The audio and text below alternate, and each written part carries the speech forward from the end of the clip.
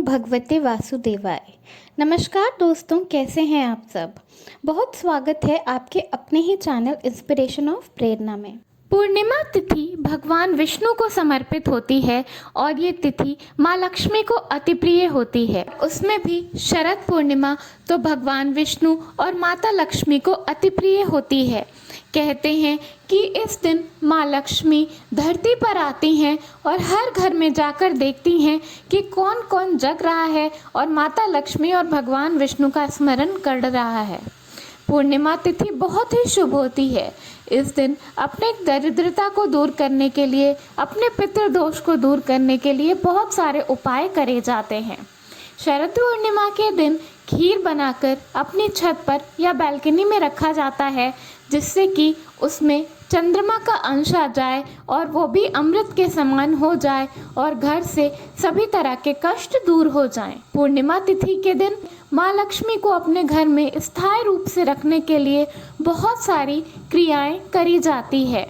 पूर्णिमा तिथि के दिन माँ लक्ष्मी की, भगवान विष्णु की और भगवान कृष्ण की पूजा करी जाती है। इसके साथ साथ पूर्णिमा तिथि के दिन तुलसी माँ का पूजन करना भी बहुत शुभ माना जाता है। ऐसा कहते हैं कि ऐसा करने से भगवान विष्णु और लक्ष्मी माँ स्थायी रूप से आपके घर में बसते हैं। इसके साथ साथ पूर्णिमा तिथि शरद पूर्णिमा दिवाली से पहले की पूर्णिमा होती है, जिस दिन लक्ष्मी माँ को अपने घर में आमंत्रण देते हैं। तो शरद पूर्णिमा के दिन दिया गया आमंत्रण माँ लक्ष्मी जरूर स्वीकार करती हैं और स्थायी रूप से आपके घर में आकर बस जाती हैं। शरद पूर्णिमा के दिन तुलसी पूजन करना बहुत ही ज़रूरी होता है। इसके लिए आपको सुबह जल्दी उठकर घर को स्वच्छ करना है, उसके बाद अपने आप को स्वच्छ करना है, पूजा स्थल स्वच्छ करना है, घर के कोने कोने को साफ सुथरा कर देना है, जिससे कि माँ लक्ष्मी आपके घर पर आएँ और यहीं पर वास करें। इसके साथ साथ आपको करना क्या है कि आपको जब तुलसी पूजन करना है तो आपको दिए में कौड़ी डालनी है। कौड़ी बहुत आसानी से किसी भी पूजा स्टोर पर मिल जाती है। कौड़ी भगवान विष्णु और लक्ष्मी माँ को अति प्रिय होती है। तुलसी पूजन करने से भगवान विष्णु और माँ लक्ष्मी आपके घर में स्थायी रूप से बस जाएंगे। दिए में कौड़ी डालना अति शुभ माना जाता है। अगर आपके घर में कौड़ी पहले से हो पूजा में, तो आप वो कौड़ी भी इस्तेमाल कर सकते हैं। इसके अलावा आपको एक काम और करना है, वो ये करना है कि अपने घर के पूर्व उत्तर के कोने को बिल्कुल साफ सुथरा कर देना है और आपको एक झाड़ू ले लेनी है, जो कि आप पहले से यूज़ करते हो या फिर आप जो आगे यूज़ करने वाले हों। आपको झाड़ू ले लेना है और नॉर्थ ईस्ट के कोने को साफ करने के बाद उस झाड़ू को उस कोने पे स्थापित कर देना है शरद पूर्णिमा की रात के लिए। और आपको इसे ऐसे कोने पे रखना है जहाँ पे चांद की रोशनी पड़ती हो।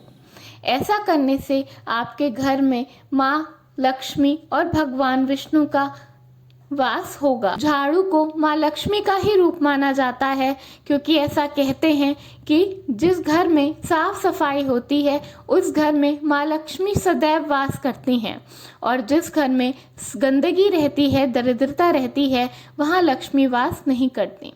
झाड़ू के इस उपाय से माँ लक्ष्मी भगवान विष्णु के साथ साथ आपके पितृ भी प्रसन्न होते हैं और पितृ दोष मिट जाता है। शरद पूर्णिमा की रात को कोजागरी पूर्णिमा भी कहा जाता है, क्योंकि इस दिन जागरण करना अनिवार्य होता है।